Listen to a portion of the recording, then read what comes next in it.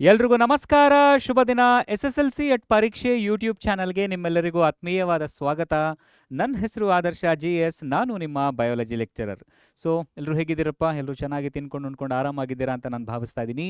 ಇವತ್ತೇನು ವಿಶೇಷ, ಇವತ್ತು ನಾನು ನಮ್ಮ ಕ್ಲಾಸ್ 10ನ ಬಯಾಲಜಿ ಪೋರ್ಷನಲ್ಲಿರುವಂಥ ಡಯಾಗ್ರಾಮ್ಸ್ಗಳ ಬಗ್ಗೆ ನಿಮಗೆ ತಿಳಿಸ್ಕೊಡ್ತಾ ಇದ್ದೀನಿ. ಈ ಮುಂಚೆ ನಾನು ಕಂಟ್ರೋಲ್ ಆ್ಯಂಡ್ ಕೋಆರ್ಡಿನೇಷನ್ ಚಾಪ್ಟರ್ನಲ್ಲಿ ಕಂಡುಬರುವಂಥ ಎಲ್ಲ ಡಯಾಗ್ರಾಮ್ಸ್ಗಳ ಬಗ್ಗೆ ಒಂದು ವಿಡಿಯೋವನ್ನು ಮಾಡಿ ಹಾಕಿದ್ದೆ. ಯಾವ್ಯಾವ ಡಯಾಗ್ರಾಮನ್ನು ನಿಮ್ಮ ಎಕ್ಸಾಮಿನೇಷನಲ್ಲಿ ಕೇಳಬಹುದು, ಯಾವ ಡಯಾಗ್ರಾಮನ್ನು ಸ್ಪೆಸಿಫಿಕ್ ಆಗಿ ಬರೆಯೋದಕ್ಕೆ ಕೇಳ್ತಾರೆ ಅಂತ ಹೇಳಿ.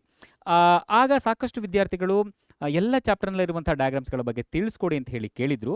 ಹಾಗಾಗಿ ಇವತ್ತು ನಾನು ಏನು ಮಾಡ್ತಾ ಇದ್ದೀನಿ, ನಿಮ್ಮ ಎಕ್ಸಾಮಿನೇಷನಲ್ಲಿ ಬರೆಯೋದಕ್ಕೆ ಕೇಳುವಂಥ ಡಯಾಗ್ರಾಮ್ಸ್ಗಳು ಯಾವ್ಯಾವುದಿದೆ ನಮ್ಮ ಸಿಲೆಬಸ್ನಲ್ಲಿ ಬಯಾಲಜಿನಲ್ಲಿ ಸ್ಪೆಸಿಫಿಕ್ ಆಗಿ, ಅವೆಲ್ಲ ಡಯಾಗ್ರಾಮ್ಸ್ಗಳ ಬಗ್ಗೆ ತಿಳಿಸ್ಕೊಡುವಂಥ ಪ್ರಯತ್ನವನ್ನು ಮಾಡ್ತಾ ಇದ್ದೀನಿ. ಸರಿನಾ?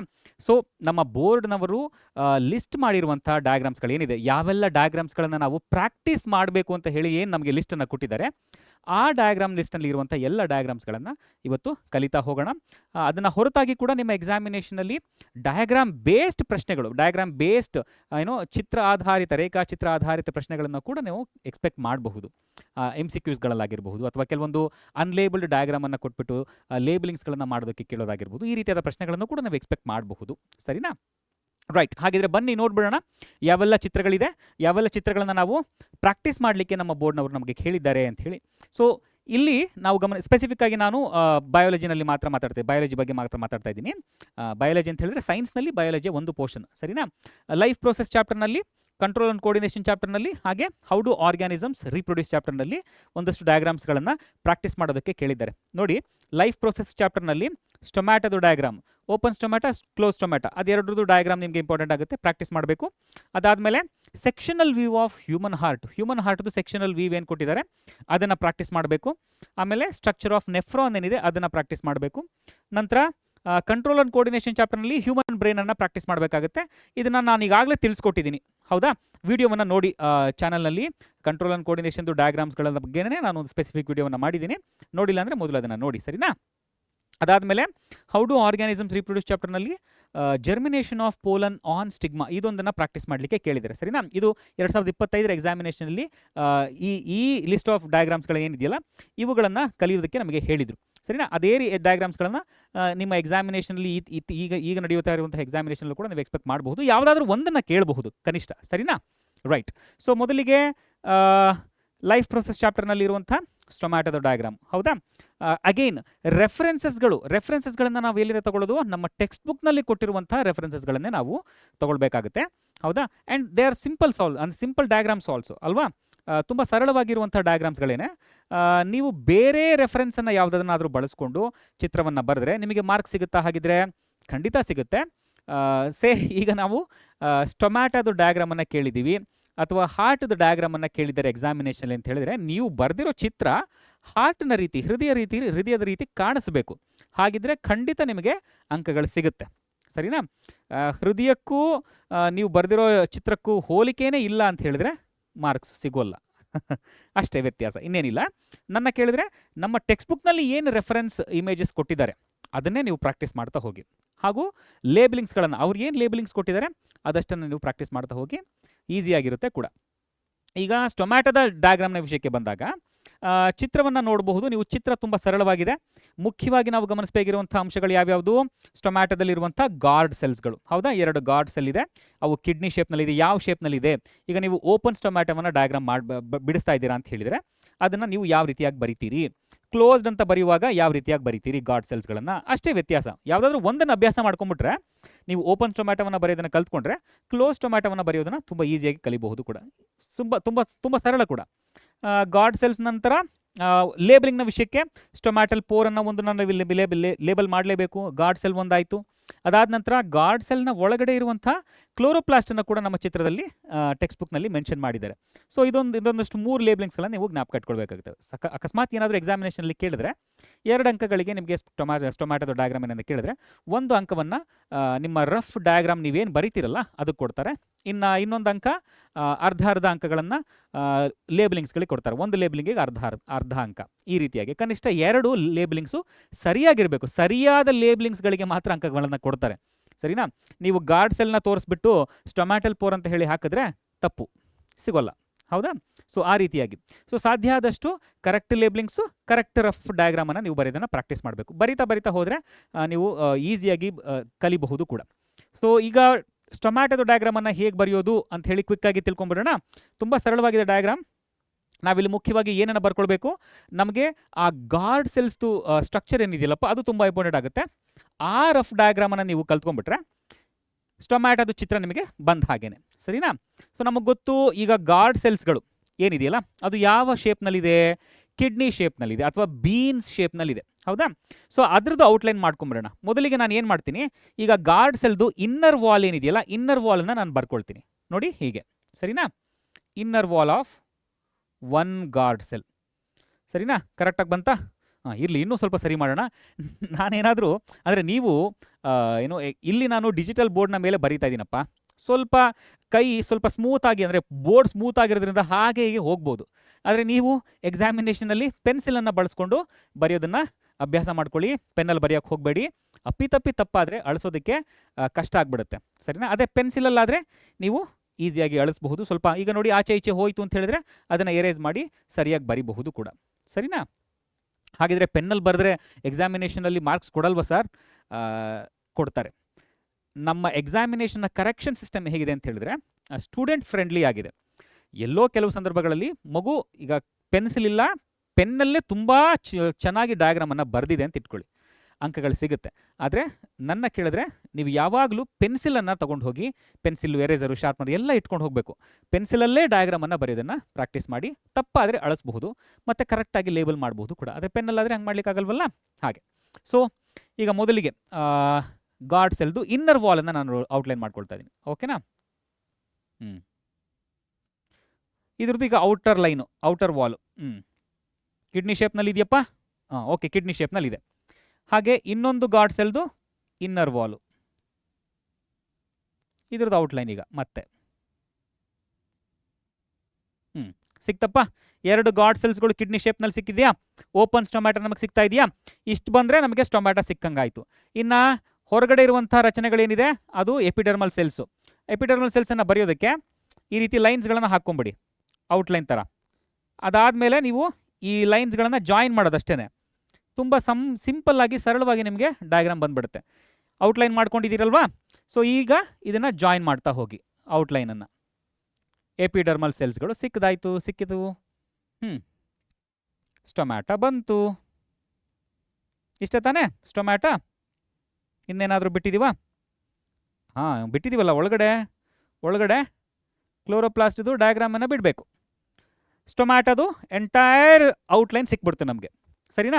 ಇಲ್ಲಿ ಏನು ನಾವು ಇಂಪಾರ್ಟೆಂಟ್ ನಾವು ಏನು ಗಮನಿಸಬೇಕಾಗಿರುವಂಥದ್ದು, ಸ್ಟೊಮ್ಯಾಟೊದು ಗಾರ್ಡ್ ಸೆಲ್ಸ್ನ ಇನ್ನರ್ ವಾಲ್ ಏನಿದೆಯಲ್ಲ ಅದು ಥಿಕ್ ಆಗಿರುತ್ತೆ. ಹಾಗಾಗಿ ಇಲ್ಲಿ ಸ್ವಲ್ಪ ಥಿಕ್ ಮಾಡೋದಕ್ಕೆ ಪ್ರಯತ್ನ ಪಡಿ, ಹೌದಾ? Thick inner wall, thin outer wall. ಹಾಗಾಗಿ ಸ್ವಲ್ಪ 2 ಲೈನ್ ಬರೆಯೋಕ್ಕಾದ್ರೆ ಪ್ರಯತ್ನ ಪಡಿ, ಹೌದಾ? ರೈಟ್. ಒಳಗಡೆ ಕ್ಲೋರೋಪ್ಲಾಸ್ಟ್ಗಳನ್ನು ಬರಿಬೇಕು. ಓವಲ್ ಶೇಪ್ನಲ್ಲಿ ಕ್ಲೋರೋಪ್ಲಾಸ್ಟ್ಗಳನ್ನು ನೀವು ಬರೆದು ತೋರಿಸಿ ಸಾಕು, ಸರಿನಾ? ಲೇಬಲಿಂಗ್ ಮಾಡಬೇಕಾದ್ರೆ ಯಾವುದು ಕ್ಲೋರೋಪ್ಲಾಸ್ಟು, ಯಾವುದು ಗಾರ್ಡ್ ಸೆಲ್ಲು ಅನ್ನೋದನ್ನು ಸರಿಯಾಗಿ ಇಂಡಿಕೇಟ್ ಮಾಡಬೇಕು, ಅಷ್ಟೇ, ಇನ್ನೇನಿಲ್ಲ. ಸಿಂಪಲ್. ನೀವು ಇದೇ ಡಯಾಗ್ರಾಮನ್ನು ಪ್ರಾಕ್ಟೀಸ್ ಮಾಡ್ಕೊಳ್ಳಿ. ಈ ಓಪನಿಂಗನ್ನು ತುಂಬ ಸಣ್ಣದು ಮಾಡಿದ್ರೆ ಮುಗಿದೋಯ್ತು, ಕ್ಲೋಸ್ಡ್ ಸ್ಟೊಮ್ಯಾಟೊ ಸಿಕ್ಕಂಗಾಯ್ತು ನಿಮಗೆ. ಈಗ ಲೇಬಲಿಂಗ್ಸು ನೋಡಪ್ಪ, ಡಯಾಗ್ರಾಮ್ ರೆಡಿನಾ? ಲೇಬಲಿಂಗ್ಸ್ ಏನಿದೆ, 3 ಲೇಬಲಿಂಗನ್ನು ಕೊಟ್ಟಿದ್ರು. ಆ 3ಅನ್ನು ನೀವು ಇಲ್ಲಿ ಮಾಡ್ತಾ ಹೋಗಬೇಕು, ಬರಿತಾ ಹೋಗಬೇಕು. ನಾನು ಇಲ್ಲಿ ಸ್ಪೆಸಿಫಿಕ್ ಆಗಿ ಈ ವಿಡಿಯೋದಲ್ಲಿ ಇಂಗ್ಲೀಷ್ನಲ್ಲಿ ಸ್ಪೆಸಿಫಿಕ್ ಆಗಿ ನಾನು ಲೇಬಲಿಂಗ್ಸ್ಗಳನ್ನು ಬರಿತಾ ಹೋಗ್ತೀನಿ. ನಮ್ಮ ನೋಟ್ಸ್ನಲ್ಲಿ ಏನಾಗುತ್ತೆ, ನೀವು ನಮ್ಮ ನೋಟ್ಸನ್ನು ಡೌನ್ಲೋಡ್ ಮಾಡಿಕೊಂಡ್ರೆ ಅಲ್ಲಿ ಕನ್ನಡ ಮೀಡಿಯಮ್ದು ಡಯಾಗ್ರಾಮ್ಸ್ಗಳನ್ನು ಕೂಡ ನೀವು ಪಡ್ಕೊಳ್ಬಹುದು. ಕನ್ನಡ ಲೇಬಲಿಂಗ್ಸು ಎಲ್ಲ ಅಲ್ಲಿ ಸಿಗುತ್ತಪ್ಪ. ಇಲ್ಲಿ ಈಗ ಸದ್ಯಕ್ಕೆ ನಾನು ಇಂಗ್ಲೀಷ್ನಲ್ಲಿ ಲೇಬಲಿಂಗ್ಸನ್ನು ಮಾಡಿರ್ತೀನಿ, ಸರಿನಾ? ನಮ್ಮ ನೋಟ್ಸನ್ನು ನೀವು ನಮ್ಮ ಪರೀಕ್ಷೆ ಆ್ಯಪ್ನಲ್ಲಿ ಡೌನ್ಲೋಡ್ ಮಾಡ್ಕೊಳ್ಬೋದು. ಕನ್ನಡ ಮೀಡಿಯಮ್ದು ನೋಟ್ಸನ್ನು ಕೂಡ ನಿಮಗೆ ಸಿಗುತ್ತೆ, ಸರಿನಪ್ಪ? ರೈಟ್. ಸೊ ಮೇಲ್ಗಡೆ ಇರುವಂಥದ್ದು ಏನಪ್ಪ ಇದು? ಓಕೆ, ನಮ್ಮ ಟೆಕ್ಸ್ಟ್ ಬುಕ್ನಲ್ಲಿ ಕೊಟ್ಟಿರುವಂಥ ಲೇಬಲಿಂಗ್ಸ್ಗಳನ್ನೇ ನೋಡ್ತಾ ಹೋಗೋಣ. ಇದು ಏನಪ್ಪ? ಇದು ಈ ಕಿಡ್ನಿ ಶೇಪ್ಡ್ ರಚನೆ ಇದೆಯಲ್ಲ, ಇದನ್ನು ನಾವು ಗಾರ್ಡ್ ಸೆಲ್ ಅಂತ ಹೇಳಿ ಕರೆದ್ವಿ, ಹೌದಲ್ವಾ? ಗಾರ್ಡ್ ಸೆಲ್, ಹೌದಾ? ಆಮೇಲೆ ಇನ್ಯಾವುದು ಲೇಬಲಿಂಗ್ ಇತ್ತು? ಇಲ್ಲಿ ಸಣ್ಣದು ಇದೆಯಲ್ಲಪ್ಪ, ಇದನ್ನು ನಾವು ಏನಂತ ಹೇಳಿ ಲೇಬಲ್ ಮಾಡಿದ್ವಿ? ಕ್ಲೋರೋಪ್ಲಾಸ್ಟ್, ಹೌದಾ? ಕ್ಲೋರೋಪ್ಲಾಸ್ಟ್. ಆಮೇಲೆ ಈ ಓಪನಿಂಗ್ಗೆ ನಾವು ಏನಂತ ಹೇಳಿ ಕರೆದ್ವಿ? ಸ್ಟೊಮ್ಯಾಟಲ್ ಪೋರ್. ಸರಿನಾ? ಅಥವಾ ಸ್ಟೊಮ್ಯಾಟಲ್ ಓಪನಿಂಗ್, ಸ್ಟೊಮ್ಯಾಟಲ್ ಪೋರ್. ಸಿಂಪಲ್, ಇಷ್ಟೇ ಡಯಾಗ್ರಾಮ್. ಹೌದಾ? ಸ್ಪೆಸಿಫಿಕ್ ಆಗಿ ನಾವು ಯಾವ ಡಯಾಗ್ರಾಮ್ ಅನ್ನು ಬರೆದಿದ್ದೀವಿ ಇಲ್ಲಿ? Open stomata, opened stomata. ತುಂಬ ಸಿಂಪಲ್. ಇದೇ ಡಯಾಗ್ರಾಮ್ನ ನೀವು ಕ್ಲೋಸ್ಡ್ ಸ್ಟೊಮ್ಯಾಟೋಗೂ ಕೂಡ ಬಳಸಬಹುದು. ಆದರೆ ಒಂದು ವ್ಯತ್ಯಾಸ, ನೀವೇನು ಮಾಡಬೇಕು? ಕ್ಲೋಸ್ಡ್ ಸ್ಟೊಮ್ಯಾಟೋವನ್ನು ಬರಿಬೇಕಾದ್ರೆ ಗಾರ್ಡ್ ಸೆಲ್ಸ್ಗಳ ಮಧ್ಯೆ ಇರುವಂಥ ಗ್ಯಾಪ್ ಏನಿದೆಯಲ್ಲ ಅದನ್ನು ಕಡಿಮೆ ಮಾಡಬೇಕು. ಸೇ ಫಾರ್ ಎಕ್ಸಾಂಪಲ್, ನಾನೀಗ ಕ್ಲೋಸ್ಡ್ ಬರಿಬೇಕಾದ್ರೆ ಹೇಗೆ ಬರಿತೀನಿ? ಈಗ ನಾನಿಲ್ಲಿ ಕ್ಲೋಸ್ಡ್ ಬರಿತಾ ಇದ್ದೀನಿ ಅಂತ ಅಂದ್ಕೊಳ್ಳಿ. ಜಸ್ಟ್ ನಿಮಗೆ ಒಂದು ರೆಫರೆನ್ಸನ್ನು ಕೊಡ್ತಾ ಇದ್ದೀನಿ. ಓಕೆನಾ? ಅಗೈನ್ ಅದೇ ಗಾರ್ಡ್ ಸೆಲ್ಸ್ನ ಇನ್ನರ್ ಲೈನನ್ನು ಬರ್ಕೊಳ್ಳಿ, ಆದರೆ ತೀರಾ ಕರ್ವ್ ಮಾಡ್ಲಿಕ್ಕೆ ಹೋಗಬೇಡಿ, ಅಷ್ಟೇ. ಇದನ್ನು ಔಟ್ಲೈನ್ ಮಾಡ್ಕೊಂಡಿರಾ? ಓಕೆ. ಮತ್ತೆ ಇನ್ನೊಂದು ಸ್ಟೊಮ್ಯಾಟಾದು, ಇನ್ನೊಂದು ಗಾರ್ಡ್ ಸೆಲ್ದು ಇನ್ನರ್ ಲೈನು ಮತ್ತೆ ಔಟರ್ ಲೈನು. ಸಿಂಪಲ್. ಸಿಕ್ಕೋಯ್ತಾ? ಮಾಡ್ಕೊಳ್ಳಿ. ಈ ಔಟ್ಲೈನ್ ಏನಿದೆಯಲ್ಲ ಇದು ಎಪಿಡರ್ಮಲ್ ಸೆಲ್ಸ್ದು ಹೊರಗಡೆ, ಅಂದರೆ ಗಾರ್ಡ್ ಸೆಲ್ನ ಸುತ್ತ ಇರುವಂಥ ಎಪಿಡರ್ಮಲ್ ಸೆಲ್ಸ್ದು. ಇದನ್ನು ಮತ್ತೆ ಕ್ಲೋಸ್ ಮಾಡ್ತೀರಿ. ಈ ರೀತಿಯಾಗಿ ಲೈನನ್ನು ಹೇಳ್ಕೊಂಡ್ರೆ ಸಿಕ್ಕೋಯ್ತಪ್ಪ ನಿಮಗೆ. ಸ್ಟೊಮ್ಯಾಟೋದು ಡಯಾಗ್ರಾಮ್ 2 ಅಂಕ ಈಸಿಯಾಗಿ ಬಂತು. ತುಂಬ ಸಿಂಪಲ್ ಅಲ್ವಪ್ಪ? ಇದಂತೂ ಈಸಿ. ಅಗೈನ್ ಅದೇ ಲೇಬಲಿಂಗ್ಸನ್ನು ಇಲ್ಲಿ ಹಾಕೊಂಬಿಡಿ. ಅಗೈನ್ ನೋಡಿ, ಇನ್ನರ್ ವಾಲ್ ಏನಿದೆಯಲ್ಲಪ್ಪ ಇದು ಥಿಕ್ ಆಗಿರೋ ಕಾರಣದಿಂದ ಇಲ್ಲಿ ಥಿಕ್ ಇನ್ನರ್ ವಾಲನ್ನು ನೀವು ಬರ್ಕೊಳ್ತೀರಿ. ಸೊ ಆ ಕಾರಣದಿಂದಾಗಿ ಅಲ್ಲಿ ಗ್ಯಾಪ್ ಇರೋದೇ ಇಲ್ಲ. ಓಕೆನಾ? ಇದೇ ಲೇಬಲಿಂಗ್ಸ್ಗಳನ್ನು ಮತ್ತೆ ನೀವು ಇಲ್ಲಿ ಇದಕ್ಕೂ ನೀವು ಅದೇ ಲೇಬಲಿಂಗ್ಸ್ಗಳನ್ನು ಬಳಸಬಹುದು. ಇದು ಗಾರ್ಡ್ ಸೆಲ್ಲಪ್ಪ. ಯಾವುದಪ್ಪ? ಇದು ಗಾರ್ಡ್ ಸೆಲ್ಲು. ಕ್ಲೋರೋಪ್ಲಾಸ್ಟ್ ಒಳಗಡೆ ಇರುತ್ತಲ್ವಾ? ಕ್ಲೋರೋಪ್ಲಾಸ್ಟ್ನ ಮರ್ತನ ನಾನು. ಓಕೆ, ಕ್ಲೋರೋಪ್ಲಾಸ್ಟನ್ನು ಈಗ ಇಲ್ಲಿ ಹಾಕ್ತಾ ಹೋಗೋಣ. ಕ್ಲೋರೋಪ್ಲಾಸ್ಟು. ಕ್ಲೋಸ್ಡ್ ಸ್ಟೊಮ್ಯಾಟೋದಲ್ಲಿ ಸ್ಟೊಮ್ಯಾಟಲ್ ಪೋರ್ ಏನಿದೆಯಲ್ಲ ಅದು ಓಪನ್ ಆಗಿರುತ್ತಾ, ಕ್ಲೋಸ್ಡ್ ಆಗಿರುತ್ತಾ? ಹೆಸರಲ್ಲೇ ಇದೆ ಕ್ಲೋಸ್ಡ್ ಆಗಿರುತ್ತೆ ಅಂಥೇಳಿ, ಹೌದಲ್ವಪ್ಪ? ಸೊ ಸ್ಟೊಮ್ಯಾಟಲ್ ಪೋರ್ ಇಲ್ಲಿ ಕ್ಲೋಸ್ಡ್ ಆಗಿರುತ್ತೆ, ಮುಚ್ಕೊಂಡಿರುತ್ತೆ. ಹೌದಾ? ರೈಟ್. ಇದೆಲ್ಲ ಏನಪ್ಪ ಇದು? ಇದು ಕ್ಲೋರೋಪ್ಲಾಸ್ಟು. ಸ್ಟೊಮ್ಯಾಟಲ್ ಪೋರು ಇಲ್ಲಿದೆ. ಓಕೆನಾ? ಸ್ವಲ್ಪ ಆಚೆ ಹೋಗಿದೆ, ತೊಂದರೆ ಇಲ್ಲ.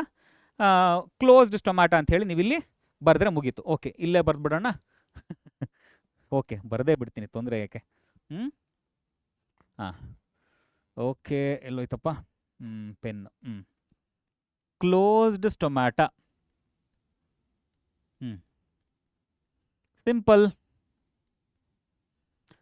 ಓಕೆ, ಡಯಾಗ್ರಾಮನ್ನು ಬಿಡಿಸ್ಬೇಕಾದ್ರೆ ಸ್ವಲ್ಪ ಸಮಯ ತಗೊಳುತ್ತೆ ಇಲ್ಲಿ.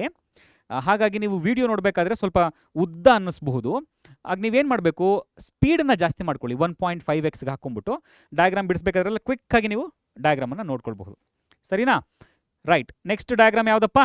Sectional view of human heart. Again ನಮ್ಮ ರೆಫರೆನ್ಸ್ ಇಲ್ಲಿದೆ. ಸರಿನಾ? ಇದೇ ರೀತಿ ಬರಿಬೇಕಾ ಸರ್?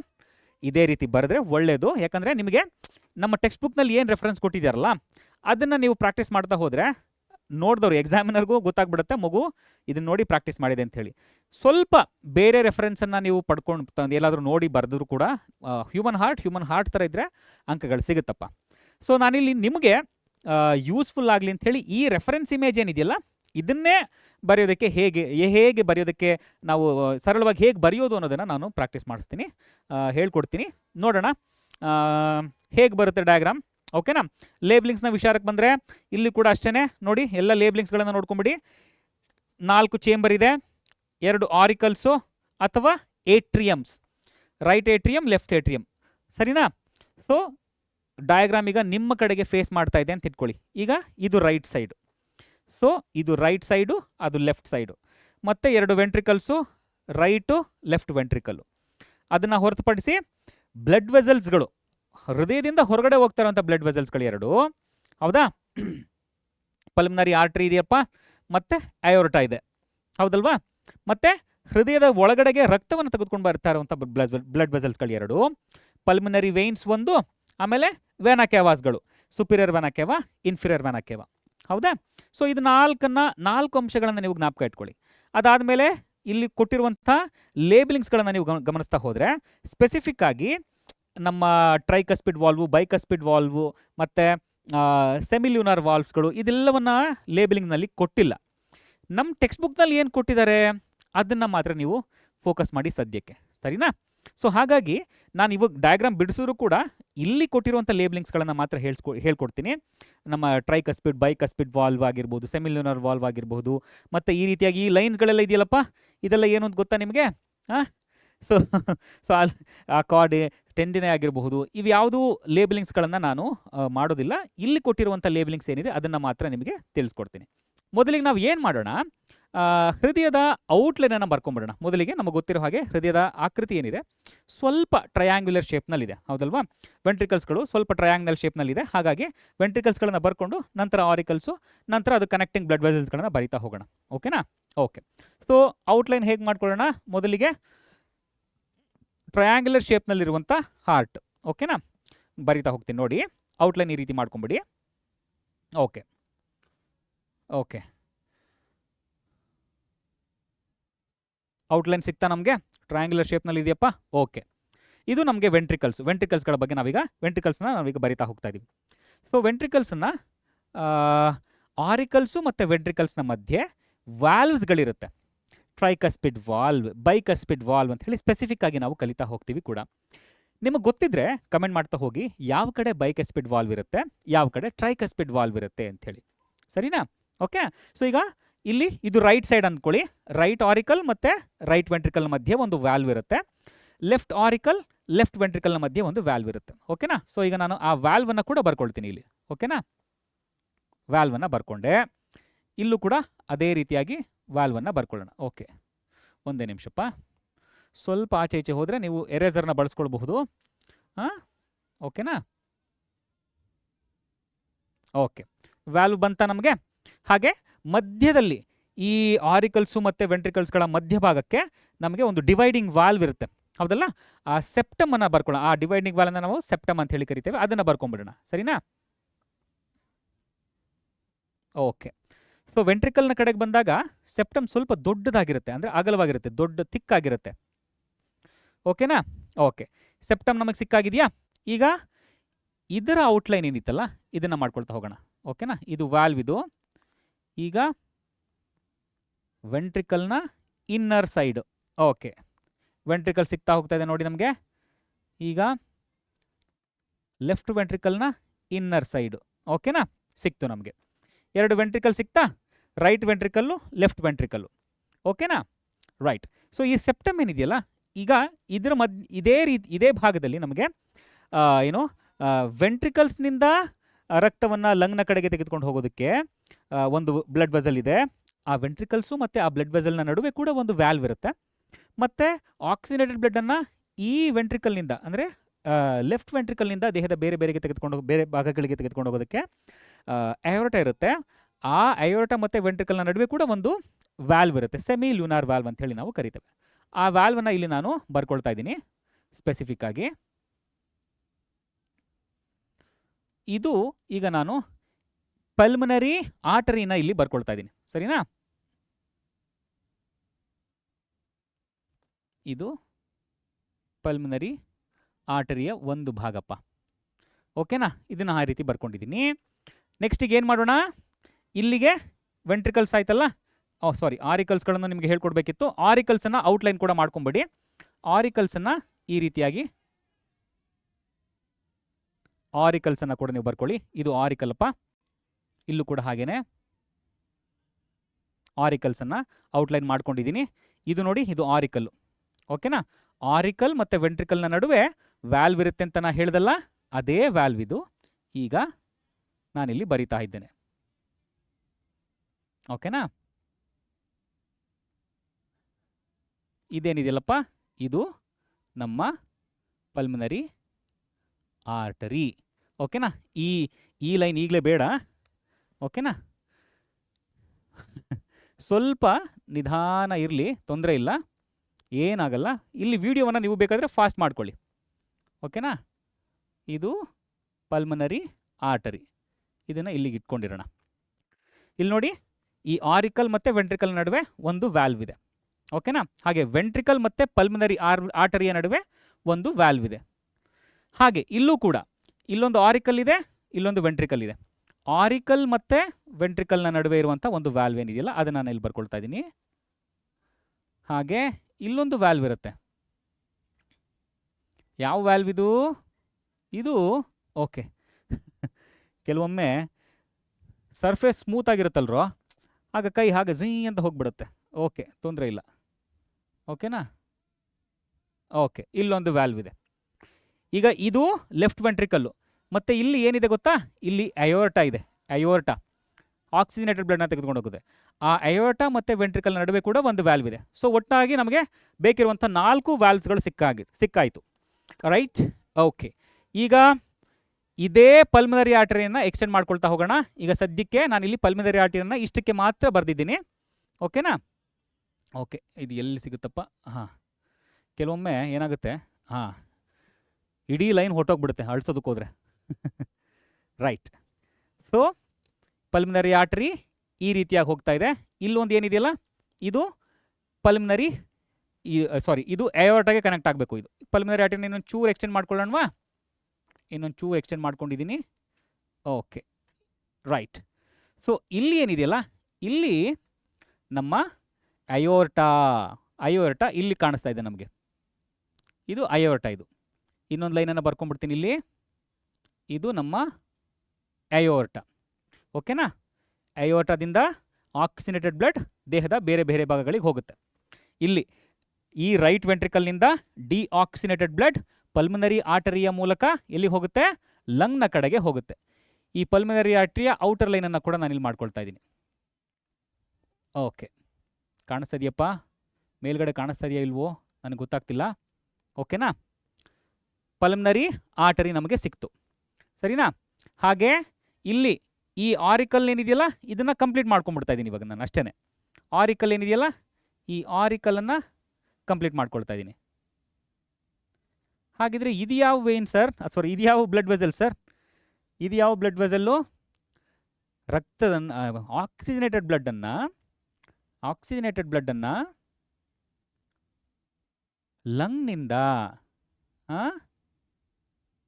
ಲಂಗ್ನಿಂದ ಹೃದಯದ ಕಡೆಗೆ ತೆಗೆದುಕೊಂಡು ಬರುವಂಥ ಬ್ಲಡ್ ವೆಸಲ್ ಇದು. ಹೌದಾ? ರೈಟ್. ಸೊ ಈ ಆರಿಕಲ್ಸ್ದು ಇನ್ನರ್ ಲೈನನ್ನು ಮರ್ತಿದ್ದೀನಿ. ಆರಿಕಲ್ಸ್ಗಳಿಗೆ ಇನ್ನರ್ ಲೈನನ್ನು ಹಾಕ್ಕೊಂಡಿದ್ದೀನಿ. ಇಲ್ಲೂ ಕೂಡ ಅಷ್ಟೇ. ಹೌದಾ? ಸೊ ಇದು ಯಾವ ಬ್ಲಡ್ ವೆಸಲ್ ಇದು? ಇದು ಆರಿಕಲ್ಸ್ಗಳಿಗೆ ಆಕ್ಸಿಜನೇಟೆಡ್ ಬ್ಲಡ್ಡನ್ನು ತೆಗೆದುಕೊಂಡು ಬರ್ತಾ ಇರುವಂಥ ಬ್ಲಡ್ ವೆಸಲ್ ಇದು. ಓಕೆನಾ? ನಾನು ಇನ್ನೇನು ಬಿಟ್ಟಿದ್ದೀನಿ? ಡಿಆಕ್ಸಿನೇಟೆಡ್ ಬ್ಲಡ್ಡನ್ನು ತೆಗೆದುಕೊಂಡು ಬರ್ತಾ ಇರುವಂಥ ಬ್ಲಡ್ ವೆಸಲ್ ಯಾವುದಿದೆ? ಅದು ಏನಪ್ಪ? ಅದು ವೆನಾ ಕೇವಾ ಇಲ್ಲಿದೆ. ಎಲ್ಲಿದೆ? ಇಲ್ಲಿದೆ. ಓಕೆ ವೆನಾ ಕೇವಾ. ಹಾಂ, ವೆನಾ ಕೇವಾ ನಮಗೆ ಸಿಕ್ತು. ಹೌದಾ? ಏನಪ್ಪ? ಹಾಂ, ಈಗ ಈ ನಮ್ಮ ಟೆಕ್ಸ್ಟ್ ಬುಕ್ನಲ್ಲಿ ನಮ್ಮ ಪಲ್ಮನರಿ ಆರ್ಟರಿ ಏನಿದೆಯಲ್ಲಪ್ಪ, ಅದು ಒಂದು ರೈಟ್ ಲಂಗಿಗೆ ಹೋಗುತ್ತೆ, ಒಂದು ಲೆಫ್ಟ್ ಲಂಗಿಗೆ ಹೋಗುತ್ತೆ. ಹಾಗಾಗಿ ಪಲ್ಮನರಿ ಆರ್ಟರಿಯನ್ನು ಈ ರೀತಿಯಾಗಿ ಎಕ್ಸ್ಟೆಂಡ್ ಮಾಡಿ ಕೊಟ್ಟಿದ್ದಾರೆ ಅಷ್ಟೇ, ಇನ್ನೇನಿಲ್ಲ. ಮಧ್ಯದಲ್ಲಿ ಇದೆರಡು ಪಲ್ಮನರಿ ಆರ್ಟರಿ. ನೋಡಿ, ಇದು ನಿಮಗೆ ಗಮನ ಇಟ್ಟು ನೋಡಪ್ಪ. ಈ ಪಲ್ಮನರಿ ಆರ್ಟರಿ ಏನಿದೆಯಲ್ಲ, ಇದು ಒಂದು ರೈಟ್ ಲಂಗ್ನ ಕಡೆಗೆ ಹೋಗ್ತಾ ಇದೆ, ಇನ್ನೊಂದು ಲೆಫ್ಟ್ ಲಂಗ್ನ ಕಡೆಗೆ ಹೋಗ್ತಾ ಇದೆ. ಹೌದಾ? ಇಲ್ಲೂ ಕೂಡ ಡಿವಿಷನ್ಸ್ನ ಮಾಡಬಹುದು ಮಧ್ಯದಲ್ಲಿ. ಓಕೆನಾ? ರೈಟ್. ಹಾರ್ಟ್ದು ಔಟ್ಲೈನ್ ಕಂಪ್ಲೀಟಾಗಿ ಸಿಕ್ಕಿದೆ ಅಂತ ನಾನು ಭಾವಿಸ್ತಾ ಇದ್ದೀನಿ. ಇಷ್ಟೇ ನಮ್ಮ ಔಟ್ಲೈನ್ ಬೇಕಿರೋದು. ಇದನ್ನೇ ಏನಾದರೂ ನಾವು ಪೆನ್ಸಿನಲ್ಲಿ ಬರಿತಾ ಹೋದರೆ, ಏನಾದರೂ ತಪ್ಪಾದರೆ ಬೇಗ ಬರಿಬಹುದು ಕೂಡ. ಸ್ವಲ್ಪ ನಿಧಾನ ಮಾಡಿದೆ ಅನಿಸುತ್ತೆ. ಈಗ ಇದನ್ನು ಲೇಬಲಿಂಗ್ ಮಾಡ್ತಾ ಹೋಗೋಣ. ನೋಡಿ, ನಿಮಗೆ ಎಲ್ಲ ಭಾಗಗಳು ಸಪ್ರೇಟಾಗಿ ಕಾಣಿಸ್ತಾ ಇದೆಯಪ್ಪ? ನಾನು ಇನ್ನೊಮ್ಮೆ ಕರೆಕ್ಟಾಗಿ ಹೇಳ್ತೀನಿ ನೋಡಿ. ಇದು ನೋಡಿ, ಈಗ ಲೇಬಲಿಂಗ್ ಮಾಡಿಬಿಡೋಣ ಬಿಡಿ, ನಿಮಗೆ ಈಸಿಯಾಗಿ ಅರ್ಥ ಆಗ್ಬಿಡುತ್ತೆ. ಇದೇನಿದೆಯಲ್ಲಪ್ಪ, ಇದು ನೋಡಿ, ಇಲ್ಲಿ ರಕ್ತ ಎಲ್ಲಿಂದ ಬರ್ತಾ ಇದೆ? ಇದ್ರ ಮೂಲಕ ಬರ್ತಾ ಇದೆ. ಹೌದಲ್ವಪ್ಪ?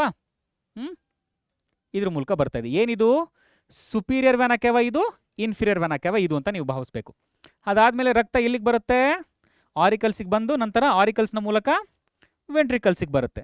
ವೆಂಟ್ರಿಕಲ್ಸ್ನಿಗೆ ಬಂದು ನಂತರ ವೆಂಟ್ರಿಕಲ್ಸ್ನಿಂದ ಎಲ್ಲಿಗೆ ಹೋಗುತ್ತೆ? ಈ ಪಲ್ಮನರಿ ಆರ್ಟರಿಯ ಮೂಲಕ ಲಂಗಿಗೆ ಹೋಗುತ್ತೆ. ಹೌದಲ್ವಾ? ಲಂಗಿಗೆ ಹೋಗುತ್ತೆ. ಒಂದು ಬ್ಲಡ್ ವೆಸಲ್ ರೈಟ್ ಲಂಗ್ನ ಕಡೆಗೆ ಹೋದರೆ ಇನ್ನೊಂದು ಲೆಫ್ಟ್ ಲಂಗ್ನ ಕಡೆಗೆ ಹೋಗುತ್ತೆ. ಇದು ಡಿಆಕ್ಸಿಜನೇಟೆಡ್ ಬ್ಲಡ್ ಅಂತ ನೀವು ಅಂದ್ಕೊಳ್ಬೇಕು. ಸರಿನಾ? ಹಾಗೆ ಆಕ್ಸಿನೇಟೆಡ್ ಬ್ಲಡ್ಡನ್ನು ನಾನಿಲ್ಲಿ ಚಿತ್ರದಲ್ಲಿ ಕಾಣಿಸುತ್ತೋ ಇಲ್ಲೋ ನನಗೆ ಗೊತ್ತಿಲ್ಲ, ರೆಡ್ನಲ್ಲಿ ಮಾರ್ಕ್ ಮಾಡ್ತೀನಿ. ಈಗ ಈ ಕಡೆಯಿಂದ ಆಕ್ಸಿಜನೇಟೆಡ್ ಬ್ಲಡ್ ಬರ್ತಾ ಇದೆ. ಯಾವುದಿದು, ಯಾವ ಬ್ಲಡ್ ವೆಸಲ್ ಇದು? ಪಲ್ಮನರಿ ವೆಯಿನ್ ಇದು, ಹೌದಾ? ಆಕ್ಸಿನೇಟೆಡ್ ಬ್ಲಡ್ ಬಂದಿದ್ದು ಈ ಆರಿಕಲ್ನಲ್ಲಿ, ಲೆಫ್ಟ್ ಆರಿಕಲ್ನಲ್ಲಿ ರಿಸೀವ್ ಆಗಿ ನಂತರ ಎಲ್ಲಿಗೆ ಬರುತ್ತೆ? ಇಲ್ಲಿಗೆ ಲೆಫ್ಟ್ ವೆಂಟ್ರಿಕಲಿಗೆ ಬರುತ್ತೆ. ನಂತರ ಲೆಫ್ಟ್ ವೆಂಟ್ರಿಕಲ್ನಿಂದ ಅಯೋಟದ ಕಡೆಗೆ, ಅಯೋಟದ ಮೂಲಕ ದೇಹದ ಬೇರೆ ಬೇರೆ ಭಾಗಗಳಿಗೆ ಹೋಗುತ್ತೆ. ಸಿಂಪಲ್. ಓಕೆ, ಲೇಬ್ಲಿಂಗ್ಸನ್ನು ನೋಡಿಬಿಡಿ. ನಿಮಗೆ ಈಸಿ ಆಗಿದೆ ಅಂತ ಹೇಳಿ ಭಾವಿಸಿದ್ದೀನಪ್ಪ. ಏನು ಈಸಿ ಆಯಿತೋ ಇಲ್ವೋ ಅಂತ ನನಗೆ ಹೇಳಬೇಕು, ಸರಿನಾ? ಓಕೆ, ಲೇಬ್ಲಿಂಗ್ ಮಾಡಲಿಕ್ಕೆ ಯಾವ ಓಕೆ, ಇದನ್ನೇ ಬಳಸ್ಕೊಂಡ್ಬಿಡ್ತೀನಿ ಸದ್ಯಕ್ಕೆ, ಇರಲಿ, ತೊಂದರೆ ಇಲ್ಲ. ಇದೇನಪ್ಪ ಇದು? ಇದು ಮೇಲ್ಗಡೆ ಕಾಣ್ತಾ ಇರುವಂಥದ್ದು ಇದು ಇದು ಸುಪೀರಿಯರ್ ವೆನಾ ಕೇವಾ.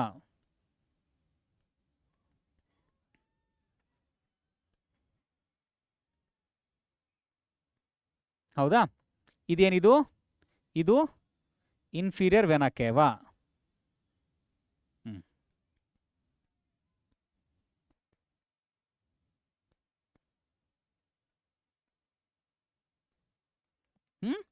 ಹೌದಾ?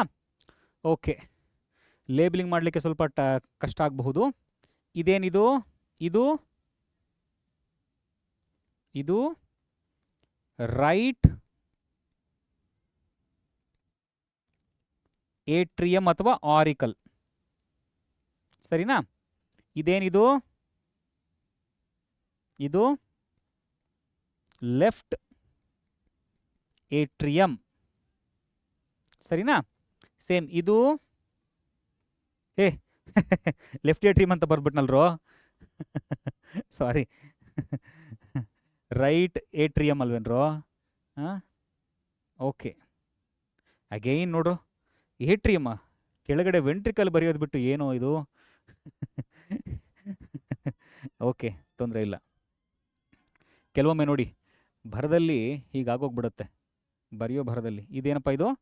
ರೈಟ್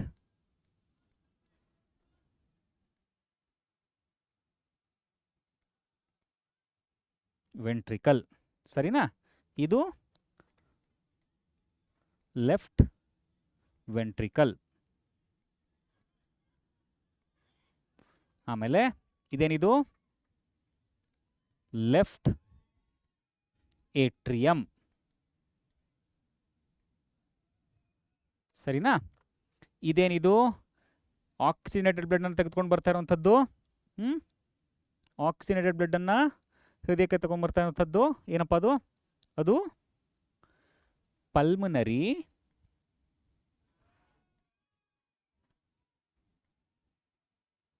ವೆಯಿನ್, ಸರಿನಾ? ಇದೇನಿದು?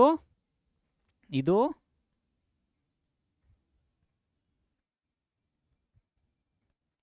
ಪಲ್ಮನರಿ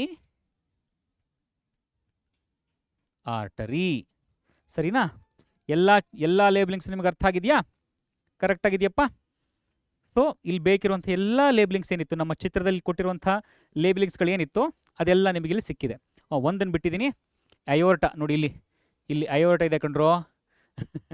ಲೇಬಲಿಂಗಲ್ಲಿ ಇಲ್ಲಿ ಲೇಬಲಿಂಗ್ ಮಾಡಲಿಕ್ಕೆ ಜಾಗ ಇಲ್ಲ ಕಣೋ, ಕೆಳಗಡೆ ಬರೀಬೇಕಿತ್ತು ಡಯಾಗ್ರಾಮ್ ಸ್ವಲ್ಪ. ಓಕೆ, ಇದು ಅಯೋರ್ಟ. ಅಯೋರ್ಟ ಎಲ್ಲ ಲೇಬಲಿಂಗ್ಸು ಆಗಿದೆ, ಸರಿನಾ? ಇಷ್ಟನ್ನು ನೀವು ಬರೆದ್ರೆ ನಿಮಗೇನಾದರೂ ಹೆಚ್ಚಿನ ಅಂಕಗಳಿಗೆ ಮಾರ್ಕ್ಸನ್ನು ಕೇಳಿದ್ರೆ ಈಸಿಯಾಗಿ ನೀವು ಪಡ್ಕೊಳ್ಬಹುದು. ತುಂಬ ಲೆಂತಿ ಆಯಿತು, ಪರವಾಗಿಲ್ಲ. ಏನಾಯಿತು, ಏನು ಅನಿಸ್ತು ನಮಗೆ ಹೇಳಬೇಕು. ಇದಾದ ನಂತರ ನೆಫ್ರಾನ್ದು ಡಯಾಗ್ರಾಮ್ ಇದೆ. ಅಗೈನ್ ನೆಫ್ರಾನ್ನಲ್ಲಿ ನೋಡಿ, ಸ್ಪೆಸಿಫಿಕ್ ಆಗಿ ನಮ್ಮ ಟೆಕ್ಸ್ಟ್ ಬುಕ್ನಲ್ಲಿ ಕೊಟ್ಟಿರುವಂಥ ಲೇಬ್ಲಿಂಗ್ಸ್ಗಳನ್ನು ನೋಡ್ತಾ ಹೋಗಿ. Bowman's capsule, ಗ್ಲೋಮರುಲಸ್, ಟ್ಯುಬ್ಯುಲಾರ್ part of nephron ಅಂತ ಕೊಟ್ಬಿಟ್ಟಿದ್ದಾರೆ. ಆ ಟ್ಯುಬ್ಯುಲಾರ್ ಪಾರ್ಟ್ಗಳಿಗೂ ಕೂಡ ಸ್ಪೆಸಿಫಿಕ್ ಹೆಸರುಗಳಿದೆ, ಆದರೆ ಆ ಹೆಸರುಗಳನ್ನು ಇಲ್ಲಿ ಕೊಟ್ಟಿಲ್ಲ. ಬ್ಲಡ್ ಕ್ಯಾಪಿಲರೀಸ್ಗಳ ಬಗ್ಗೆ ಕೊಟ್ಟಿದ್ದಾರೆ. ನೆಫ್ರಾನ್ ಡಯಾಗ್ರಾಮ್ನ ಕೇಳಿದಾಗ ನೀವು ಬ್ಲಡ್ ಕ್ಯಾಪಿಲರೀಸ್ನ ಬರೀಲೇಬೇಕು ಅಂತೇನಿಲ್ಲ, ಒಂದು ಕಲೆಕ್ಟಿಂಗ್ ಡಕ್ಟನ್ನು ಇಲ್ಲಿ ಕೇಳಿದ್ದಾರೆ ಕೂಡ. ಸೊ ಇದನ್ನು ನಾವು ತುಂಬ ಸರಳವಾಗಿ ಹೇಗೆ ಬರೆಯೋದು ಅನ್ನೋದನ್ನು ತಿಳಿಸ್ಕೊಡ್ತೀನಿ ನೋಡಿ. ಈಗ ನೆಫ್ರಾನ್ ಇದೆ ಅಂತ ಇಟ್ಕೊಳ್ಳಿ. ನೆಫ್ರಾನ್ನಲ್ಲಿ ನಮಗೆ ಬೇಕಿರುವಂಥ ಮೇಜರ್ ಪಾರ್ಟ್ಸ್ಗಳು ಯಾವ್ಯಾವ್ದು ಗೊತ್ತಪ್ಪ? ಬೌಮನ್ಸ್ ಕ್ಯಾಪ್ಸ್ಯೂಲು, ಗ್ಲೋಮರುಲಸ್ಸು, ಅದರ ನಂತರ ಟ್ಯುಬ್ಯುಲಾರ್ ಪಾರ್ಟ್ ಏನಿದೆಯಲ್ಲ ಅದು, ಮತ್ತು ಕಲೆಕ್ಟಿಂಗ್ ಡಕ್ಟ್, ಸರಿನಾ? ಇವುಗಳನ್ನ ಹೇಗೆ ಈಸಿಯಾಗಿ ಬರೆಯೋದು? ಮೊದಲಿಗೆ ನಮಗೆ ಒಂದು ಅರ್ಧಚಂದ್ರಾಕೃತಿಯ ರೀತಿಯಲ್ಲಿರುವಂಥ ಬೌಮನ್ಸ್ ಕ್ಯಾಪ್ಸುಲನ್ನು ನಾವು ಬರ್ಕೊಂಡ್ಬಿಡೋಣ. ಓಕೆನಾ? ಬೌಮನ್ಸ್ ಕ್ಯಾಪ್ಸುಲ್ದು ಔಟ್ಲೈನನ್ನು ಮಾಡ್ಕೊಂಡ್ಬಿಡ್ತೀನಿ ಮೊದಲಿಗೆ. ಓಕೆನಾ? ಸೊ ಓಕೆ, ಇದೇ ಕಲರ್ನಲ್ಲಿ ಇದೆಯಾ? ಒಂದೇ ನಿಮಿಷ. ವಿಡಿಯೋ ಏನಾದರೂ ಲೆಂತಿ ಅನಿಸಿದ್ರೆ ಸ್ಪೀಡ್ ಮಾಡ್ಕೊಳ್ಳಿಪ್ಪ, ಸರಿನಪ್ಪ? ಓಕೆ, ಅರ್ಧಚಂದ್ರಾಕೃತಿ ಕಪ್ ಶೇಪ್ಡ್ ಬೌಮನ್ ಕ್ಯಾಪ್ಸುಲ್. ಓಕೆನಾ? ರೈಟ್. ಸೊ ಈ ಬೌಮನ್ಸ್ ಕ್ಯಾಪ್ಸುಲ್ಗೆ ಮತ್ತೆ ಥಿಕ್ ಔಟ್ಲೈನನ್ನು ಮಾಡ್ಕೊಳ್ಬೇಕು. ಓಕೆನಾ? ಸೊ ಟ್ಯೂಬ್ಯುಲಾರ್ ಪಾರ್ಟ್ ಏನಿದೆಯಲ್ಲ ಅದನ್ನು ನೀವು ಹೇಗೆ ಬರೆಯೋದು? ಸುಮ್ಮನೆ ಹೀಗೆ ಸುರುಳಿ ಸುತ್ತಿಸಿ.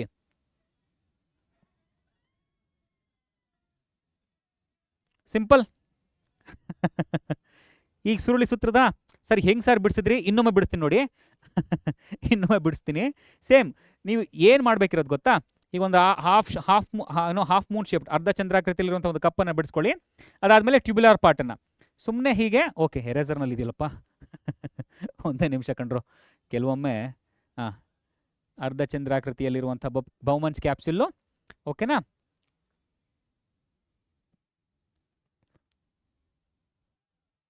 ಸಿಂಪಲ್.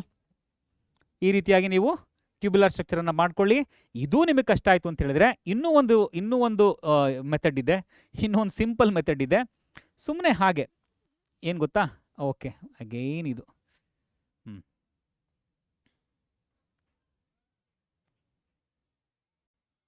ಹೀಗೆ ಬರ್ಕೊಂಬಿಡಿ ಸಾಕು. ತುಂಬ ಸಿಂಪಲ್. ಹೀಗೆ ಬರ್ಕೊಂಡ ನಂತರ ಏನು ಮಾಡ್ತೀರಿ? ಇದರ ಔಟ್ಲೈನ್ನ ಕಂಪ್ಲೀಟ್ ಮಾಡ್ತೀರಿ ಅಷ್ಟೇ.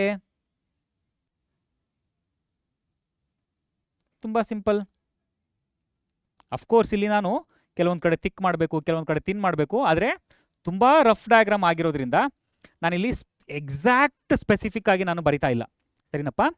ಸೊ ಈ ರೀತಿಯಾಗಿ ನೀವು ಬರ್ಕೊಂಡ್ರೆ ಸಾಕು. ಸರಿನಾ? ಇದು ನಿಮಗೆ ಈಸಿ ಅನಿಸಿದ್ರೆ ಈ ರೀತಿನಾದರೂ ಮಾಡ್ಕೊಳ್ಳಿ, ಅಥವಾ ನಿಮಗೆ ಯಾವುದು ಕಂಫರ್ಟಬಲ್ ಅನಿಸುತ್ತೆ ಆ ರೀತಿಯಾಗಿ ನೀವು ಔಟ್ಲೈನನ್ನು ಮಾಡ್ಕೊಳ್ಬಹುದು. ಸೇ ಫಾರ್ ಎಕ್ಸಾಂಪಲ್ ಈಗ ನಾನು ಔಟ್ಲೈನನ್ನು ಈ ರೀತಿಯಾಗಿ ಮಾಡ್ಕೊಳ್ತೀನಿ.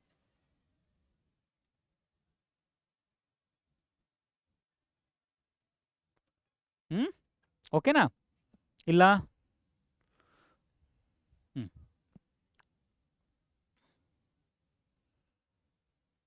ಈಗ ನಾನು ಔಟ್ಲೈನನ್ನು ಈ ರೀತಿಯಾಗಿ ಮಾಡ್ಕೊಳ್ತೀನಿ.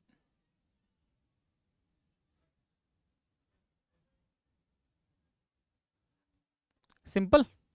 ಈ ಔಟ್ಲೈನನ್ನು ಈಗ ನಾನು ಥಿಕ್ಕಾಗಿ ಬರ್ಕೊಳ್ತಾ ಹೋಗ್ತೀನಿ ಹೊರಗಡೆಗೂ ಕೂಡ.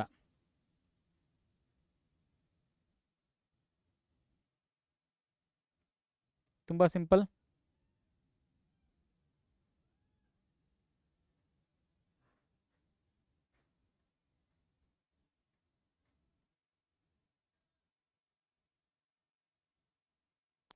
ಆಯ್ತಪ್ಪ? ಅಷ್ಟೇ. ಈ ಕಡೆಗೆ ಒಂದು ಕಲೆಕ್ಟಿಂಗ್ ಡಕ್ಟ್ ಇದೆ. ಓಕೆನಾ? ಕಲೆಕ್ಟಿಂಗ್ ಡಕ್ಟ್ಗೆ ಒಂದಲ್ಲ ಸಾಕಷ್ಟು ನೆಫ್ರಾನ್ಸ್ಗಳು ಕನೆಕ್ಟೆಡ್ ಆಗಿರುತ್ತೆ. ಓಕೆನಾ? ಹಾಗಾಗಿ ಈ ಬ್ರಾಂಚಸ್ಗಳು. ಓಕೆ.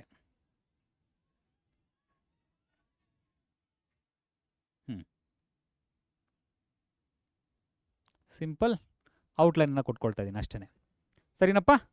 ಪ್ಯೂರ್ ಸಿಂಪ್ಲಿಫೈಡ್ ವರ್ಷನ್ ಇದು. ಓಕೆನಾ? ಸೊ ಈಗ ನಮಗಿಲ್ಲಿ ಮುಖ್ಯವಾಗಿ ಇನ್ನೇನು ಬೇಕು? ನಮ್ಮ ಗ್ಲೋಮರುಲಸ್ ಬೇಕು. ಈಗ ಗ್ಲೋಮರುಲಸ್ ಅಂದರೆ ಏನು? ಬ್ಲಡ್ ಕ್ಯಾಪಿಲರೀಸ್ನ ನೆಟ್ವರ್ಕ್ ಅದು, ಹೌದಲ್ವಾ? ಸೊ ರೀನಲ್ ಆರ್ಟರಿಯಿಂದ ಒಂದು ದೊಡ್ಡ ಬ್ಲಡ್ ವೆಸಲ್ ಬರುತ್ತೆ, ಆಮೇಲೆ ಸಣ್ಣದಾಗಿ ಹೊರಗಡೆಗೆ ಹೋಗ್ತಾ ಇರುತ್ತಲ್ವಾ? ಸೊ ಈ ಕಡೆ ಬ್ಲಡ್ಡನ್ನು ಒಳಗಡೆ ತೆಗೆದುಕೊಂಡು ಬರ್ತಾ ಇರೋವಂಥ ಆರ್ಟರಿ ಏನಿದೆ ಅದು ಸ್ವಲ್ಪ ದಪ್ಪದಾಗಿರುತ್ತೆ. ಅಫರೆಂಟ್ ಆರ್ಟರಿ ಅಂತೇಳಿ ನಾವು ಸ್ಪೆಸಿಫಿಕ್ ಆಗಿ ಕರಿತೀವಿ. ಸರಿನಾ?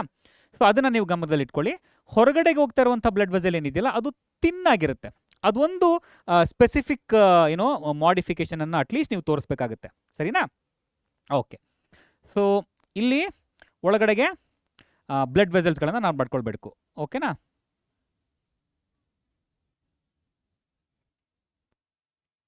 ಓಕೆ. ಈ ರೀತಿಯಾಗಿ ನಾನು ಬ್ಲಡ್ ವೆಸಲ್ಗಳನ್ನು ಔಟ್ಲೈನ್ ಮಾಡಿಕೊಂಡೆ.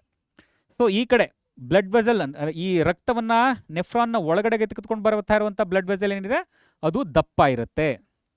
ಸರಿನಾ? ಹೊರಗಡೆಗೆ ಹೋಗ್ತಾ ಇರುವಂಥ ಬ್ಲಡ್ ವೆಸಲ್ ಏನಿದೆ ಇದು ಸಾರಿ ಓಕೆ ಹೊರಗಡೆ ಹೋಗ್ತಾ ಇರುವಂಥ ಬ್ಲಡ್ ವೆಸಲ್ ಏನಿದೆ ಇದು ತಿನ್ ಆಗಿರುತ್ತೆ. ಓಕೆನಾ, ಕಂಪ್ಯಾರಿಟಿವ್ಲಿ ತಿನ್ ಆಗಿರುತ್ತೆ. ಸರಿನಪ್ಪ, ಸಿಂಪಲ್. ಇಷ್ಟೇ, ನೆಫ್ರಾನ್ ಡಯಾಗ್ರಾಮ್ ಸಿಕ್ತು. ಈಗ ಲೇಬ್ಲಿಂಗ್ಸನ್ನು ನೋಡ್ತಾ ಹೋಗಿ ಸ್ಪೆಸಿಫಿಕ್ ಆಗಿ ಇಲ್ಲಿ ಕೊಟ್ಟಿರುವಂತಹ ಓಕೆ ಈ ನೆಟ್ವರ್ಕ್ ಬ್ಲಡ್ ವೆಸಲ್ಸ್ಗಳ ನೆಟ್ವರ್ಕ್ ಏನಿದೆಯಲ್ಲ ಇದಕ್ಕೆ ನಾವು ಓಕೆ ಇಲ್ಲೇ ಬರೆದ್ಬಿಡ್ತೀನಿ. ಓಕೆನಾ, ಇದನ್ನು ಈ cup shaped half Moon shape cup shaped ರಚನೆ ಏನಿದೆಯಲ್ಲಪ್ಪ ಇದನ್ನು ನಾವು ಬೌಮನ್ಸ್ ಕ್ಯಾಪ್ಸುಲ್ ಅಂತ ಕರೆಯೋಣವಾ? ಬೌಮನ್ ಕ್ಯಾಪ್ಸುಲ್ ಇದು. ಹಾಂ, ಓಕೆ.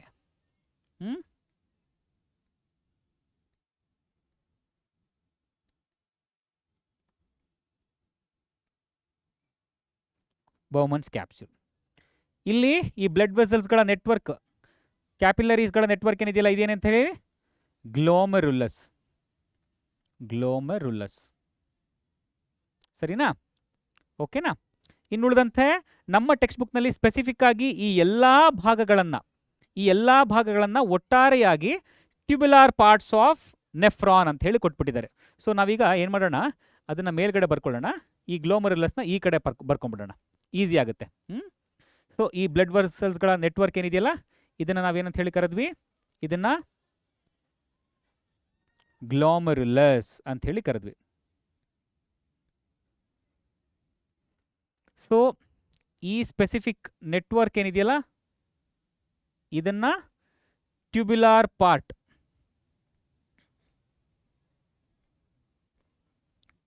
ಪಾರ್ಟ್ ಆಫ್ ನೆಫ್ರಾನ್ ಅಂತ ಹೇಳಿ ನಮ್ಮ ಟೆಕ್ಸ್ಟ್ ಬುಕ್ನಲ್ಲಿ ಕೊಟ್ಟಿದ್ದಾರೆ. ಸ್ಪೆಸಿಫಿಕ್ ಆಗಿ ಇದನ್ನು ನಾವು PCT ಅಂತ ಹೇಳಿ ಕರಿತೇವೆ, ಪ್ರಾಕ್ಸಿಮಲ್ ಕಾನ್ವಲ್ಯೂಟೆಡ್ ಟ್ಯೂಬ್ಯೂಲ್. ಇದನ್ನು ಹೆನ್ಲೆಸ್ ಲೂಪ್ ಅಂತ ಹೇಳಿ ಕರಿತೇವೆ. ಇದನ್ನು DCT ಡಿಸ್ಟಲ್ ಕಾನ್ವಲ್ಯೂಟೆಡ್ ಟ್ಯೂಬ್ಯೂಲ್ ಅಂತ ಹೇಳಿ ಕರಿತೇವೆ. ಓಕೆನಾ? ಆ ಲೇಬ್ಲಿಂಗ್ಸನ್ನು ನಮ್ಮ ಟೆಕ್ಸ್ಟ್ ಬುಕ್ನಲ್ಲಿ ಕೊಟ್ಟಿಲ್ಲ. ಈ ಒಂದು ಕೊನೆಯ ಚಿತ್ರದ ಈ ಕೊನೆಯ ಭಾಗ ಏನಿದೆಯಲ್ಲ ಇದನ್ನು ನಾವು ಕಲೆಕ್ಟಿಂಗ್ ಡಕ್ಟ್ಸ್ ಅಂತ ಹೇಳಿ ಕರೀತೇವೆ. ಸರಿನಾ? Collecting duct. ಸೊ ನೆಫ್ರಾನ್ ಚಿತ್ರ ನಿಮಗೆ ಸಿಕ್ತು. ಈಸಿಯಾಗಿ ಈ ರೀತಿಯಾಗಿ ಬಿಡಿಸ್ಬೋದಪ್ಪ. ಇದು ಈಸಿ ಆಯ್ತಾ ಇಲ್ವಾ ನನಗೆ ಕಮೆಂಟ್ ಮಾಡಿ ತಿಳಿಸಿ. ಬರಿತಾ ಹೋದರೆ ಈಸಿ ಆಗಿಬಿಡುತ್ತೆ. ಇನ್ನುಳಿದಂತೆ ಹ್ಯೂಮನ್ ಬ್ರೈನ್ ಡಯಾಗ್ರಾಮನ್ನು ಲಾಸ್ಟ್ ಕ್ಲಾಸ್ನಲ್ಲಿ ನಾನು ತಿಳಿಸ್ಕೊಟ್ಟಿದ್ದೆ. ಅದು ಒಂದೇ ಸ್ಪೆಸಿಫಿಕ್ ಡಯಾಗ್ರಾಮನ್ನು ನಾನು ಫೋಕಸ್ ಮಾಡಿದ್ರಿಂದ ಕನ್ನಡದಲ್ಲಿ ಕೂಡ ಬರೆದಿದ್ದೆ. ಇಲ್ಲಿ ಆಲ್ರೆಡಿ ತುಂಬ ಟೈಮ್ ತೊಗೊಳ್ತಾ ಇದೆಯಲ್ಲಪ್ಪ, ಹಾಗಾಗಿ ಸ್ಪೆಸಿಫಿಕ್ ಆಗಿ ಬರೀ ಇಂಗ್ಲೀಷ್ನಲ್ಲಿ ಮಾತ್ರ ಬರೀತಾ ಇದ್ದೀನಪ್ಪ. ಇದನ್ನು ಒಂದು ಸರ್ತಿ ನೋಡಿ, ಹ್ಯೂಮನ್ ಬ್ರೈನನ್ನು ಹೇಗೆ ಡಯಾಗ್ರಾಮನ್ನು ಈಸಿಯಾಗಿ ಹೇಗೆ ಬರೆಯೋದು ಅನ್ನೋದನ್ನು ಕೂಡ ನಿಮಗೆ ಸ್ಟೆಪ್ ಬೈ ಸ್ಟೆಪ್ ಹೇಳ್ಕೊಟ್ಟಿದ್ದೀನಿ. ಇದಾದ ನಂತರ ಜರ್ಮಿನೇಟಿಂಗ್ ಪೋಲನ್ ಗ್ರೇನ್. ಸೊ ಇದನ್ನು ಪ್ರಾಕ್ಟೀಸ್ ಮಾಡಲಿಕ್ಕೆ ಕೇಳಿದರೆ ಕೇಳುವಂಥ ಸಾಧ್ಯತೆ ನೋಡೋಣ. ಸೊ ಇದನ್ನು ಇಲ್ಲಿ ಅಗೈನ್ ಸಾಕಷ್ಟು ಒಳಗಡೆ ಇರುವಂಥ ಇನ್ನರ್ ಲೈನಿಂಗ್ಸ್ಗಳು ಸಾಕಷ್ಟು ಕೊಟ್ಟಿದ್ದಾರೆ. ಎಲ್ಲ ತಲೆ ಕೆಡ್ಸ್ಕೊಳ್ಳೋ ಅಂಥ ಅವಶ್ಯಕತೆ ಇಲ್ಲ.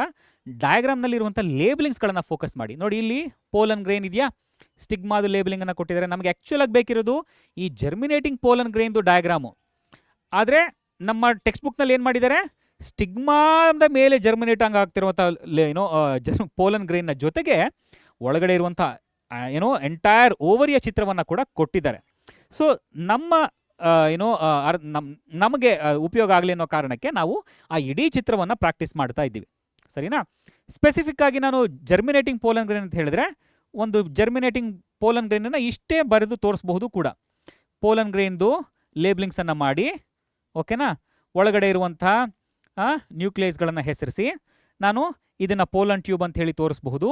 ಹಾಗೆ ಇದರ ಎಕ್ಸೈನು ಇಂಟೈನು ಈ ಲೇಬಲಿಂಗ್ಸನ್ನು ಮಾಡಬಹುದು. ಹೌದಾ? ಒಳಗಡೆ ಇರುವಂಥ ಮೇಲ್ ಜರ್ಮ್ ಸೆಲ್ ಯಾವುದು, ಆಮೇಲೆ ವೆಜಿಟೇಟಿವ್ ಸೆಲ್ ಯಾವುದು, ಜನರೇಟಿವ್ ಸೆಲ್ ಯಾವುದು ಅಂತ ಹೇಳಿ ನಾನು ಲೇಬಲ್ ಮಾಡ್ಬೋದು. ಸ್ಪೆಸಿಫಿಕ್ ಆಗಿ ಇಷ್ಟೇ ಬೇಕಿರೋದು, ಆದರೆ ಕಲಿಯೋಣ. ಓಕೆನಾ? ಕೊಟ್ಟಿರುವಂಥ ಡಯಾಗ್ರಾಮನ್ನು ಏನಿದೆ ಅದನ್ನು ಈಗ ಕಲಿತಾ ಹೋಗೋಣಪ್ಪ.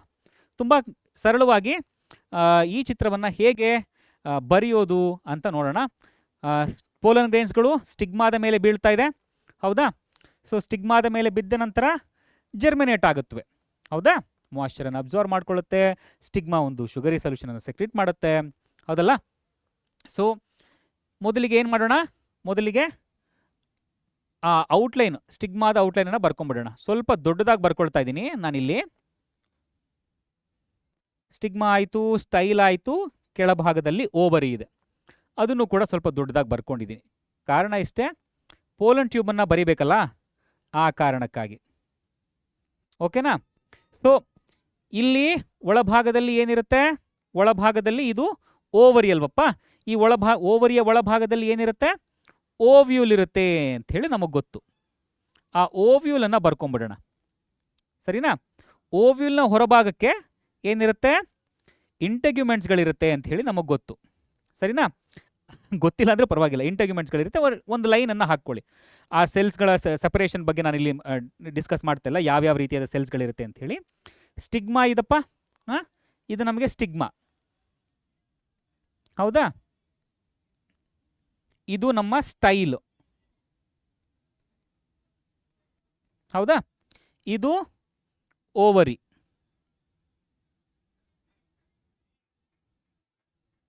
ಓಕೆನಾ? ಇದರ ಒಳಗಡೆ ಏನಿದೆಯಲ್ಲ ಇದು ಓವ್ಯೂಲ್. ಓವ್ಯೂಲ್ನಲ್ಲಿ ಅಥವಾ ಎಂಬ್ರಿಯೋ ಸ್ಯಾಕ್ ಅಂತನಾದರೂ ಕರೀರಿ, 3+2 ಇಲ್ಲಿ ನ್ಯೂಕ್ಲಿಯಸ್ಗಳಿರುತ್ತೆ, ಮತ್ತು ಇಲ್ಲಿ 3 ಸೆಲ್ಸ್ಗಳು ಮತ್ತು 3 ಸೆಲ್ಸ್ಗಳಿರುತ್ತೆ. ಇದರಲ್ಲಿ ಮಧ್ಯಭಾಗದಲ್ಲಿ ಸ್ಪೆಸಿಫಿಕ್ ಆಗಿ ಇಲ್ಲಿರುವಂಥದ್ದು ಇದನ್ನು ನಾವು ಎಗ್ ಸೆಲ್ ಅಂಥೇಳಿ ಗುರುತಿಸೋಣ. ಇದು ಓವ್ಯೂಲ್ನ ರಚನೆ. ಒಳಭಾಗದಲ್ಲಿ ಈ ರೀತಿಯಾಗಿ ನೀವು ಬರ್ಕೊಳ್ಬೇಕಾಗತ್ತೆ. ಈಗ ಪೋಲನ್ ಗ್ರೇನನ್ನು ಹೇಗೆ ತೋರಿಸ್ತೀರಿ? ಪೋಲನ್ ಗ್ರೇನನ್ನು ಈ ರೀತಿಯಾಗಿ, ಈಗ ಪೋಲನ್ ಗ್ರೇನ್ ಬಿದ್ದಿದೆ. ಪೋಲನ್ ಗ್ರೇನ್ ಬಿದ್ದ ನಂತರ ಯಾವುದೋ ಒಂದು ಪೋರ್ನಿಂದ ಪೋಲನ್ ಗ್ರೇನ್ ಜರ್ಮಿನೇಟ್ ಆಗ್ತಾ ಪೋಲನ್ ಟ್ಯೂಬ್ ಅನ್ನೋದು ಡೆವಲಪ್ ಆಗ್ತಾ ಇದೆ. ಇಲ್ಲೊಂದು ಪೋಲನ್ ಗ್ರೇನನ್ನು ತೋರಿಸಿ, ಇದ್ರದ್ದು ಪೋಲನ್ ಟ್ಯೂಬ್ ಒಂದಷ್ಟು ಮಟ್ಟಕ್ಕೆ ಉದ್ದ ಆಗಿದೆ. ಇದ್ರದ್ದು ಪೋಲನ್ ಟ್ಯೂಬ್ ಬೆಳೀತಾ ಬೆಳೀತಾ ಬೆಳೀತಾ ಬೆಳೀತಾ ಬೆಳೀತಾ ಹಾಗೆ ಬಂದು ಓವರಿಯ ಒಳಗಡೆ ಬಂದು ನಿಧಾನವಾಗಿ ಈ ನಮ್ಮ ಎಗ್ಸೆಲ್ನ ಕಡೆಗೆ ತಲುಪಿದೆ ಅಂಥೇಳಿ ತೋರಿಸ್ಬೇಕು. ಸರಿನಪ್ಪ? ತುಂಬ ಸಿಂಪಲ್ ಆಗಿದೆ ಕಣ್ರೋ, ರಫಾಗಿ ಬರೀತಾ ಇದ್ದೀನಿ ನಾನು ಕೂಡ. ಓಕೆನಾ? ಸೊ ಪೋಲನ್ ಟ್ಯೂಬ್ ಜರ್ಮಿನೇಟ್ ಆಗಿರೋದನ್ನು ನಾವು ತೋರಿಸಿದ್ದೀವಿ.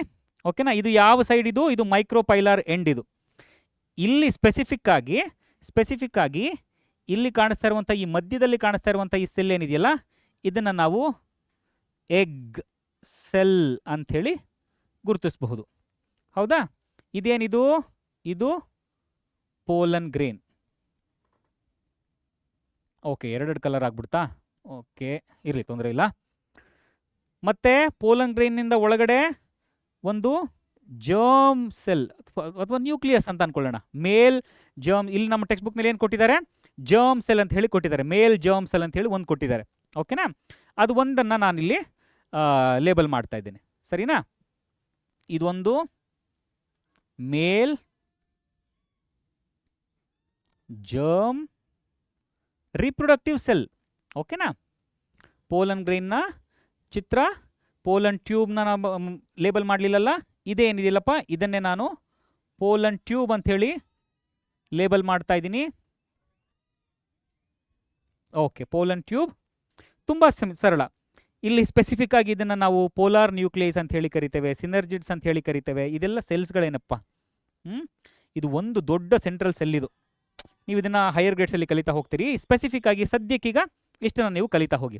ಓಕೆನಾ? ತುಂಬ ಸಿಂಪಲ್ ಆಗಿ ರಫ್ ಆಗಿ ಬಿಡಿಸಿದ್ದೀನಿ. ಚೆನ್ನಾಗಿ ಕಾಣಿಸ್ತಾ ಇದೆಯೋ ಇಲ್ಲೋ ನನಗಂತೂ ಗೊತ್ತಿಲ್ಲ. ಓಕೆ, ಏನೇ ಇದ್ರೂ ನೀವು ಹೇಳಬೇಕು. ಸರಿನಾ? ಇದಿಷ್ಟು ನಿಮ್ಮ ಲಿಸ್ಟ್ ಆಫ್ ಡಯಾಗ್ರಾಮ್ಸ್ನಲ್ಲಿ ಇದ್ದಂಥ ಡಯಾಗ್ರಾಮ್ಸ್ಗಳ್ರಪ್ಪ.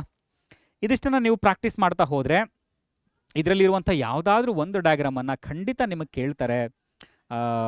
ಅಕಸ್ಮಾತ್ ಏನಾದರೂ 3 ಅಥವಾ 5 ಅಂಕಗಳಿಗೆ ಕೇಳಿದ್ರೆ ಯಾವುದಾದ್ರೂ ಒಂದು ಡಯಾಗ್ರಾಮನ್ನು ನೀವು ಈಸಿಯಾಗಿ ಅಂಕಗಳನ್ನು ಗಳಿಸಬಹುದು ಕೂಡ.